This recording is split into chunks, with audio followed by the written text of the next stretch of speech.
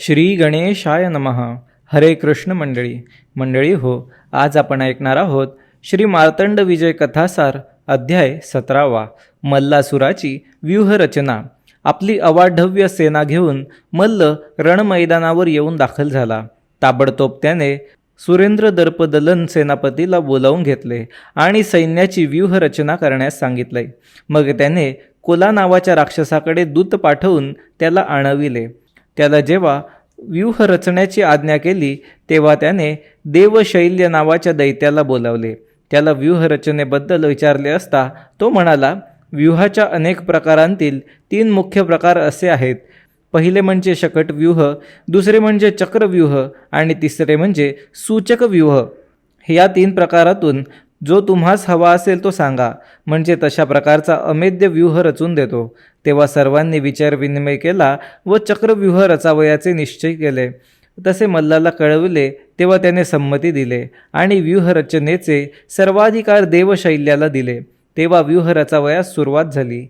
एकाच्या आत एक अशी चक्राकार 110 आवरणे योजून प्रत्येक आवरणावर रक्षक अधिकारी योजले. त्या चक्राच्या केंद्रस्थानी मल्लासूर स्वतः स्थानपन्न झाला. वीरांच्या गर्जना, हत्तींचे चित्कार, अश्वांचे खिंकाळणे, रणवाद्यांचे आवाज असे सर्व नाद एकत्र होऊन तो गोंगाट त्रिभुवनात पसरला.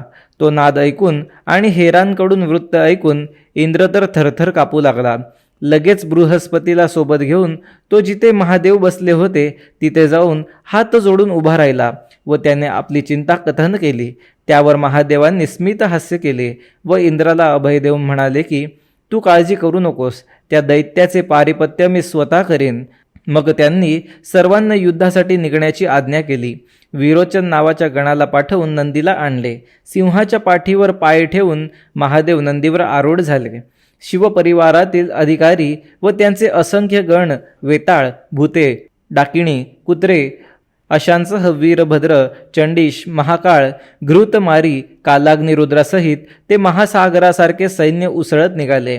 मागे पुढे 88 सहस्त्र ऋषींचा मेळा स्तुतिस्तोत्रे गात चालला होता. सर्वत्र भंडाऱ्याची उधळण होत होती. जेव्हा ते युद्धक्षेत्री आले तेव्हा कार्तिकेयाने सर्व सैन्याची रचना महादेवांना दाखवली. ती पाहून महादेवांनी वीरभद्राला आक्रमण करण्याचा आदेश दिला. वीरभद्र व त्याची सैन्य धावत निघाली. तेव्हा कोला विध्वांसी व त्रिपुर असे दोघेही युद्धासाठी सरसावले. वीरभद्राने पराक्रमाची शर्थ करून कोला विध्वंसी आणि त्रिपुर या दोघांचा पाहता पाहता शिरच्छेद केला आणि तो सेनापती सुरेंद्र दर्पदलन यांच्या समोर गेला. दोघांनी परस्परांवर भयंकर अस्त्रांचा मारा केला. तेव्हा सेनापतीने रागाने निर्वाणीचे ब्रह्मास्त्र सोडले. ते वीरभद्राने मुख पसरून गिळून टाकले. त्याचे ते अघटित कृत्य पाहताच सेनापती गदा घेऊन धावत गेला. तेव्हा वीरभद्राने क्षणार्धात त्याचा शिरच्छेद केला आणि ते मुंडके घेऊन महादेवांपाशी परतून गेला. ते वृत्त जेव्हा समजले तेव्हा मल्लाचा संताप अनावर झाला. तो तात्काळ उठून उभा राहिला आणि युद्धासाठी सज्ज झाला. जेव्हा तो रणमैदानावर येऊन मोठ्याने आरोळ्या ठोकू लागला तेव्हा 3 लोकांमध्ये मोठा हाहाकार माजला. पृथ्वी थरथर कापू लागली. नक्षत्रे तुटून पडली. काळालाही न घाबरणारा मल्ल आलेला पाहताच अत्यंत क्रूर महामारी पुढे धावली. तिने आल्या आल्या समोर दिसेल त्याला उचलून खाण्याचा सपाटा चालू केला. अनेक हत्ती, घोडे व सैनिक तिने खाल्ले. सैनिकांनी चहूबाजूंनी शस्त्रांचा वर्षाव केला तरी त्याला न जुमानता महामारी पुढे पुढे सरकत राहिली. तो प्रकार पाहताच मल्लासूर समोर गेला व तिला परिचय विचारला. तिने उत्तर दिले की मी महादेवांची कन्या असून तुला मारण्यासाठी आले आहे. ते उत्तर ऐकताच दैत्य खवळला आणि रागारागाने त्याने तिच्यावर बाणांचा पाऊस पाडला. मल्लाने फेकलेली गदा व त्रिशूळ तिने मुठीत घेऊन चिरडून टाकले व तलवारीने मल्लाचा हात खांद्यापासून छाटला. परंतु त्याच्या खांद्यावर लगेच दुसरा हात उत्पन्न झाला. ते कौतुक पाहून महामारीला आश्चर्य वाटले. परंतु शस्त्रांची पर्वा न करता तिने दैत्य सेनेचे भक्षण करण्याचे कार्य चालूच ठेवले. तेव्हा मल्लाचा क्रोध अनावर झाला व त्याने 100 बाण तिच्या मस्तकात, 100 बाण कंठात व हृदयात मारले. 14 बाण स्तनांवर मारले व 100 बाणांनी तिच्या कपाळाचा भेद केला. त्या आघाताने तिची शुद्ध हरपली व ती धाडकन खाली कोसळली. ते पाहताच महादेवांनी तिला घेऊन येण्यासाठी रुद्र काळाग्नीला पाठवून दिले. तो लढाई करत दैत्यसेनेत घुसला आणि वाट काढीत महामारी पडली होती तिथे गेला. त्याने लगेच शिवपंचाक्षरी मंत्र जपून तिला सावध केली आणि महादेवांपाशी घेऊन आला. तिकडे मल्ल व प्रधान या उभयंतांनी विचार केला व युद्ध चालूच ठेवण्याचा निर्णय घेतला. अध्याय 18 मल्लासूर व मार्तंड यांचा संग्राम. तेव्हा विजयामुळे उन्मत्त होऊन मल्ल वारंवार गर्जना करून महादेवांना हाका मारू लागला. तो महादेवांना उद्देशून अपशब्दांनी निंदा करीत सुटला. त्याला दरिद्री म्हणून आपल्या वैभवाचे वर्णन सांगू लागला. संपत्ती, वाहने, सैन्य यांची तुलना करून महादेवांची जेवढी अवहेलना करता येईल तेवढी केली. आपल्या अंतपुराचे वर्णन करून शेवटी म्हणाला की असो, जे झाले ते झाले, ते मी विसरून जातो व तुला जीवदान देतो, कारण तुझ्यात व माझ्यात कसलेच वैर नाही. आमचा शत्रू तर इंद्र आहे, मग तू विनाकारण आपला जीव का धोक्यात घालतो आहेस? तर अजूनही वेळ गेली नाही, तोवर शुद्धीवर ये आणि परतून माघारी जा कसा. असे त्याचे उन्नवतपणाचे बोल ऐकून वीरभद्र संतापला व त्याने मल्लाशी युद्ध करावयासाठी महादेवांची अनुज्ञा मागितली. त्यावर महादेवांनी त्याला मणी व मल्ल यांच्या पूर्वीच्या जन्मांची कथा सांगितली. ती अशी: फार पूर्वी महाकल्पांत झाला असताना महाविष्णूंच्या कानांतील मळापासून 2 असुर जन्मले. एकाचे नाव मधु व दुसऱ्याचे कैठभ होते. दोघांचे हे स्वरूप अति विक्राळ होते. जन्मतः भुकेने व्याकुळ झाल्यामुळे ते ब्रह्मदेवाला खाण्यासाठी धावले. तेव्हा घाबरून जाऊन जीव वाचवण्यासाठी ब्रह्म कमळाच्या देठात लपून बसला आणि महाविष्णू सावध व्हावे म्हणून योग मायेची प्रार्थना करू लागला. तेव्हा ती प्रसन्न झाली आणि तिने आपला प्रभाव काढून घेतला. तेव्हा विष्णू जागे झाले व त्या दोघांशी लढू लागले. ते युद्ध 5000 दिव्य वर्षांपर्यंत चालले. मग विष्णूंनी योग मायेची प्रार्थना केल्यावर तिने त्यांना भ्रमिष्ट केले. विष्णूने त्या दोघा असुरांना वर मागण्यास सांगितले असता ते म्हणाले की आम्ही जे हवे ते मिळवण्यासाठी समर्थ आहोत. तू आम्हाला काय देणार? पण तुला जर काही हवे असेल तर मागून घे, आम्ही तुला तसा वर देऊ. त्यावर विष्णू म्हणाले की तर मग तुम्ही दोघे माझ्या हातून मरण पत्करा, म्हणजे तेवढे पुरे. ते दोघे असले व म्हणाले, तुझे कपट आम्हाला समजले, तसेच होईल, पण युद्ध करण्याची आमची इच्छा अजून बाकी आहे, ती कशी पुरी होणार? विष्णूने पुन्हा विचारता ते बोलले की योगमाया आणि शिव या दोघांशी युद्ध करावयाचे आहे. तेव्हा विष्णूंनी त्यांना आश्वासन दिले की जन्मांतराने तीही इच्छा पूर्ण होईल, असे सांगून त्यांचा शिरच्छेद केला. पुढे हिरण्यकश्यपूच्या कुळात ते दोघे शुंभ व निशुंभ या नावाने जन्मले आणि त्रैलोक्य जिंकून महामायेशी झालेल्या युद्धात मारले गेले. यावेळी तेच बंधू मणी व मल्ल यांच्या रूपाने जन्मास आले असून आता युद्धाची पाळी माझी आहे. लगेच शंकरांनी पिनाक धनुष्य उचलले व तीक्ष्ण बाणांचा मारा सुरू केला. दैत्याने चपळाई करून ढाल तलवार घेऊन ते बाण सपासप तोडून टाकले. तसेच उलट महादेवांवर बाणांचा वर्षाव केला. ते बाण महादेवांनी चिमटीभर भस्म मंत्रवून सोडले व नष्ट केले. रागारागाने मल्लाने एक गदा फेकून दिली. ती महादेवांनी बाणाने तोडून टाकली व करवतीसारखे 7 बाण मारले. दैत्य कुचेष्टेने हसला आणि एक शक्ती फेकून दिली. तिचे निवारण महादेवांनी केले. तेव्हा मल्लासुराने भाला उचलला. महादेवांनी बाण सोडून तो भाला मल्लासुराच्या हाती असतानाच तोडून टाकला. मग मल्ल गुप्त झाला आणि अंतराळातून महादेवांवर शिळांचा वर्षाव करू लागला. तेव्हा महादेवांनी वज्रास्त्र सोडून त्या शिळा चूर्ण करून टाकल्या. ते अस्त्र जेव्हा दैत्यांवर पडले तेव्हा तो खाली कोसळला. लगेच महादेवांनी त्याच्या डाव्या बाहूंवर तलवारीने घाव घातला आणि अग्नि अस्त्राची योजना केली. त्या अस्त्राच्या प्रभावाने पृथ्वी जळू लागली. अंतराळ धुराने भरून गेले व त्रैलोक्यात सर्वत्र पळापळ झाली. समुद्र उकळू लागले. वीरांची चिलखते व हत्यारे वितळली. पण तशाही प्रसंगावर तो धैर्यधर मल्ल सावध होऊन उठला व त्याने पर्जन्यास्त्र सोडून अग्नी शांत केली. सर्वत्र पाणी पाणी झाले पाहताच महादेवांनी वायू अस्त्र सोडून ते पाणी सुकवून टाकले. तेव्हा दैत्याने नागास्त्र सोडले. त्यावर महादेवांनी लगेच गरुडास्त्राची योजना केली. मग दैत्याने ब्रह्मास्त्र टाकले. ते काळाग्नी रुद्राने मधल्यामध्ये गिळून टाकले. पुन्हा मल्लाने हातात एक प्रचंड गदा घेतली आणि गदा युद्धासाठी आव्हान केले.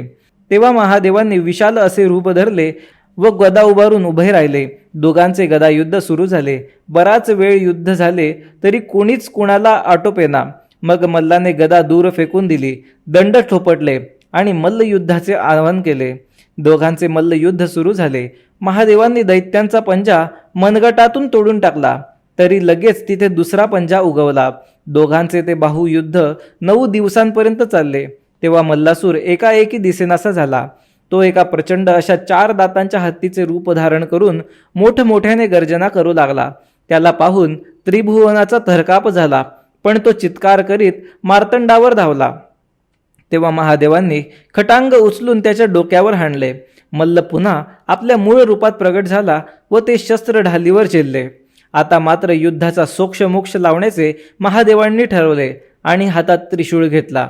पाशुपत मंत्राचा प्रयोग करून तो त्रिशूळ सोडून दिला. ते अस्त्र सणसणत येताना पाहताच मल्ल दचकला, पण धैर्य धरून त्याने 1000 हात धारण केले व त्या त्रिशूळाचे निवारण करू लागला. तरीही अत्यंत वेगाने येऊन तो त्रिशूळ मल्लाच्या हृदयात जाऊन घुसला. तो रथातून खाली कोसळला. त्याचा जीव कासावीस होऊ लागला. तेव्हा महादेव धावले आणि मल्लाच्या मस्तकावर पाय ठेवून हसून म्हणाले की, अरे दमलास काय, उठ आणि युद्ध कर. महादेवांचे पवित्र चरण स्पर्श होताच दैत्याच्या बुद्धीवरचा मायेचा पडदा दूर झाला आणि अंतःकरण शुद्ध होऊन अष्टसात्विक भाव दाटून आले. त्याने आपल्याला यातना सहन होत नाही असे विनविले. तेव्हा भोळ्या महादेवांनी त्याला पूर्वीसारखा सदृढ केला. असे पाहून इंद्र मात्र मनात दचकला, पण त्याची भीती अनाठायी होती. मल्लाने हात जोडून मार्तंडांची स्तुती केली. जवळ साहित्य काहीच नव्हते म्हणून मानसपूजन करण्यास आरंभ केला. सर्व प्रकारचे 108 उपचार कल्पून त्याने यथासांग पूजा केली. मनानेच गायन वादन आदी उपचार अर्पण केले. आरती व प्रदक्षिणा करून स्तोत्रे गायली व हात जोडून आत्मनिवेदन करण्यासाठी सिद्ध झाला. अध्याय 19. मल्लासुराने केलेली महादेवांची स्तुती. मल्लाने शंकरांचे रूप डोळे भरून पाहिले आणि तो बोलू लागला, देवा, मी दैत्यकुळात जन्मात आलो आणि तो अभिमान पोटी बाळगून तुमचे महात्म्य न जाणता पापे आचरत राहिलो. असा मी दुर्बुद्धी असलो तरी तुम्ही कृपा करून माझा उद्धार करा, मला सद्गती द्या. अरे, हे जीव अजाणता जी बरे वाईट कर्मे करीत जातात ती त्यांची इच्छा नसून सर्व विश्वांचा सूत्रधार तूच आहेस हे मला आत्ता उमजले आहे. माझा भ्रम दूर झाला आहे. आपल्या पावलांनी स्पर्श होता क्षणी माझा अहंकार कुठल्या कुठे निघून गेला. तो पुढे म्हणाला, तू तर संपूर्ण चराचराचा उत्पन्न करता आहेस. मग देव आणि दैत्य हे दोन्ही तूच निर्माण करून पुन्हा देवांवर कृपा करतोस आणि दैत्यांचा मात्र निग्रह करतोस. असा भेदभाव का करतोस ते तुलाच ठाऊक. तू जगाचा करता करविता असून सर्वांना कार्यप्रवृत्त करतोस हे मी जाणले आहे. हे महेश, प्रत्येक भूतांमध्ये बुद्धी होऊन तूच राहतोस. अशा तुला मी त्रिवार वंदन करतो. या सर्व विश्वातील प्रत्येक जीवामध्ये ज्ञानरूपाने, रामरूपाने, मोहरूपाने, कामरूपाने, भ्रांतिरूपाने, आनंदरूपाने, आत्मरूपाने, अहंकार बनून, वीर्य बनून, कायारूप धरून, शक्तिरूप होऊन तूच वावरतोस. असा तुला मी त्रिवार वंदन करतो. सर्व जीवांच्या अंतर्यामी असते ती भक्ती तूच, करुणा तूच, कल्याण करता तूच व सर्व विश्व प्रपंच चालविणारा तूच आहेस. तू प्रपंचात असून सुद्धा अलिप्त आहेस. विद्या तूच नष्ट करतोस. तुझी कृपा होता क्षणी जीव मुक्त होतो. असा तू आदिपुरुष निर्गुण असूनही भक्तांचा कैवार घेऊन सगुण झाला आहेस. माझ्या पूर्वजांनी ज्यांची आराधना केली तो विष्णू तूच आहेस. मी तुझ्याशी युद्ध केले, निंदा केली, दुर्गतीची वाट धरली, पण तू मला आता तारून ने. माझे अपराध पोटात घाल. हे स्वामिया, यज्ञाचा भोग घेणारा तूच आहेस. हवन द्रव्ये व हवन तूच आहेस. यज्ञ करणारा सुद्धा तूच आहेस. म्हणून मी तुला नमस्कार करतो. अशी स्तुती ऐकल्यावर महादेव प्रसन्न झाले आणि म्हणाले, अरे मल्ला, तू मला युद्ध कौशल्य दाखवून संतुष्ट केले आहेसच आणि आता स्तवन करून पुन्हा संतुष्ट केले आहेस. म्हणून जी काही तुझ्या मनात इच्छा असेल ती मागून घे. मी तुझी कोणतीही इच्छा पूर्ण करेल. असे मार्तंडाचे बोलणे ऐकल्यावर इंद्राच्या उरात धडकी भरली. मल्लाने जर त्रैलोक्याचे राज्य मागून घेतले तर सगळेच संपले असा विचार करून तो सर्व दिशांना पाहू लागला. ते ओळखून गुरुने नजरेनेच इशारा केला आणि सरस्वतीकडे पाहिले. गुरुचा हेतू इंद्राने ओळखला आणि सरस्वतीची स्तुती करून तिला विनविले की तिने मल्लाच्या बुद्धीला मोहात गुंतवून टाकावे. ती लगेच मल्लाच्या जिभेवर उभी राहिली. महादेवांची वाणी ऐकून मल्लाने डोळे उघडताच त्याला जवळ आलेला इंद्र दिसला. तेव्हा संतापून तो मार्तंडांना म्हणाला, स्वामी, तुमच्यापाशी काही मागण्याची इच्छा उरली नाही. अरे, हा देवांचा राजा इंद्र आहे. याला मी 1000 वेळा पकडून नेला. हा माझ्या दारात गुलामासारखा हात जोडून ताट कळत उभा असायचा. मी अनेकदा दया करून त्याला जीवानिशी सोडून दिला. तोच हा इंद्र मला मृत्यूशय्येवर पाहून गंमत पाहण्यासाठी जवळ येऊन उभा आहे. असो देवा, मी सर्व भोग भोगून तृप्त झालो आहे. आता माझे मन निरीच्छ असून मला काही नको. तुम्हाला मी युद्धात जिंकावे ही इच्छाही आता राहिली नाही. तरी एकमेव मागणे तुझ्यापाशी तेवढेच आहे की तुमचे नाव माझ्या नावात गुंफून व माझे नाव प्रथम लावून मल्हारी मार्तंड या नावाने इथे स्थिर होऊन राहावेस. त्यामुळे मला शांती भेटेल. माझ्या डोक्यावरील तुमचा पाय चिरकाल तसाच असू दे. आणखी असे की जो कोणी व्याधीग्रस्त भक्त व्याधीतून मुक्त होण्यासाठी आपल्याला पशुबळीचा तामसी नवस करील, त्याचा रोग नष्ट होऊन त्याला हत्येचा दोष लागू नये व तो पशुही उत्तम गतीला प्राप्त व्हावा असा वर दे. तुला जे शरण येतील त्यांचे मनोरथ पूर्ण कर. मी अंतिम क्षणी जे हे स्तोत्र रचिले आहे ते जो भक्तिपूर्वक गाईल त्याच्या इच्छा पूर्ण कर. त्याचे दारिद्र्य नष्ट होऊन त्याची पापबुद्धी नाहीशी व्हावी. परद्रव्य परस्त्री मत्सर न करता त्याने दयाळू असावे. त्याची वाणी रसाळ व्हावी व तो सर्वत्र लोकमान्य हवा.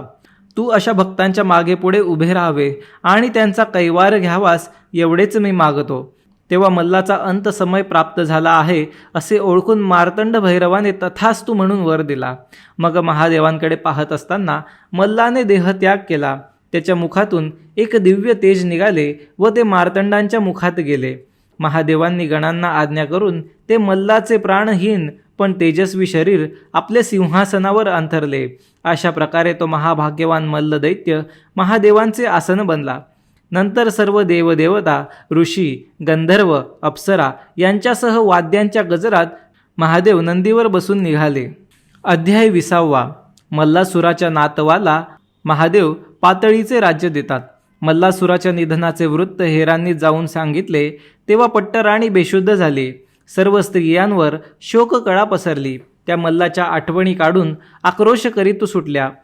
तिथे कोण कुणाला आवरणार? सर्व दुःखात बुडून गेले. मल्लाच्या मृत्यूचे वृत्त ऐकल्यानंतर मल्लाचे पातपुत्र खवळून उठले. कुंभ, शूलधर, देवगंधर्व, लोहारगल आणि महाबाहू अशा सर्वांनी पित्याच्या मृत्यूचा बदल्या घेण्याचा निश्चय केला. मग ते सगळे मातेपाशी गेले व मातेचा आशीर्वाद घेतला. लगेच त्यांनी उलूक प्रधानाला बोलावून युद्ध करून पित्याच्या मरणाचा सूड घेण्याचा आपला विचार त्याला सांगितला. तेव्हा प्रधानाने युद्ध न करता समेट करावा याकरिता परोपरीने त्यांना समजावण्याचा प्रयत्न केला, परंतु त्यांची समजूत पडेना. शेवटी उलुकाने सैन्यासह युद्धाची सिद्धता केली. जेव्हा ते समरभूमीवर आले तेव्हा महादेवांनी चंडीश नावाच्या गणाला पाठविले व निरोप दिला की सर्व दैत्यांनी पाताळात जाऊन सुखाने राज्य करावे असा माझा आदेश आहे. तेव्हा मल्लपुत्रांनी त्यांचे काहीही ऐकून न घेता त्याला सांगितले की त्याने माघारी परतून जावे व महादेवांना युद्धास पाठवावे. त्यांचा वध आम्ही करणार म्हणजे करणार. त्यावर चंडीश कोपला व शिवस्मरण करून त्याने शाप दिला की तुम्ही 5ही जण पर्वत होऊन पडा. नजरेचे पाते लवते न लवते तोच ते उभे होते. तिथे 5 पर्वत उत्पन्न झाले. तो अघटित प्रकार पाहताच दैत्य सेना मागच्या मागे जीव घेऊन पळत सुटली. आता मल्लाच्या पत्नीचे दुःख काय वर्णावे. पती व पुत्र गमावल्याचे 2 आघात तिजवर झाले. तेव्हा उलूक पुढे झाला आणि त्याने तिला सावरले. मग तो बोलू लागला, मातोश्री, सध्या तरी आपणासाठी काळ प्रतिकूल आहे असे मला दिसते. मणी व मल्ल यांनी काळाची गती ओळखली व युद्ध कौशल्याने महादेवांची कृपा संपादन करून आपले सार्थक करून घेतले. तरी आता युक्ती वापरून महादेवांशी समेट करावा आणि दैत्यकुळाचे रक्षण करावे असे माझे मत आहे. तुमची संमती असली तर मी महादेवांकडे तुमच्या वतीने जातो आणि सन्मानपूर्वक तह करून येतो. तेव्हा तिने सांगितले की स्वामींनी युद्धावर जातेवेळी तुला सर्व अधिकार दिलेच आहेत, तेव्हा तू निघ व जे आमच्या हिताचे असेल ते कर. तिची आज्ञा घेऊन आणि कुंभासुराचा पुत्र निकुंभ याला सोबत घेऊन उलूक निघाला. उलूक निकुंभ हे दोघे जेव्हा निवडक दैत्यांसह शिवस्थानी पोहोचले तेव्हा शिवगणांनी आत जाऊन त्यांच्या आगमनाची वर्दी दिली. महादेवांनी गण पाठविले व त्यांना आत आणले. उलुकाने महादेवांची स्तुती केली आणि जणू दुसरा प्रतिकुंभ अशा निकुंभाला महादेवांच्या चरणावर घातला. महादेवांनी त्याला आगमनाचे कारण विचारले तेव्हा त्यांनी उत्तर दिले की जरी त्याचा जन्म दैत्यकुळात झाला असला आणि क्षात्र वृत्ती अंगी वसत असली तरी महादेवचरणी अखंड प्रीती असावी हा हेतू मनात आहे. तेव्हा महादेव प्रसन्न होऊन म्हणाले की अरे निकुंबा, मी तुला रसातळाचे राज्य देत आहे. तू तिथे जा व सुखाने राज्याचा उपभोग घे. तिथे महिष्मती नावाची राजधानी आहे. तिथली प्रजा शिवभक्त आहे. सर्व प्रकारच्या सुखसोयी असलेले व वैभव संपन्न असे ते राज्य या क्षणी मी तुला देत आहे. असे बोलून निघंट नावाच्या एका गणास सोबत देऊन महादेवांनी त्यांना निरोप दिला. मग ते मणिपुरास गेले आणि सर्व संपत्ती व नागरिक यांच्यासह निघून महिष्मती जाऊन पोहोचले. तिथे सर्व व्यवस्था लावून दिली आणि निघंटाचा सत्कार करून त्याला निरोप दिला. मंडळी हो, हा व्हिडिओ आपणास कसा वाटला कमेंटतर्फे नक्की आम्हाला कळवा. तसेच जर आपण पहिल्यांदा या चॅनलवर आला असाल तर असेच आणखी व्हिडिओ बघण्यासाठी चॅनलला सबस्क्राईब करायला विसरू नका. धन्यवाद.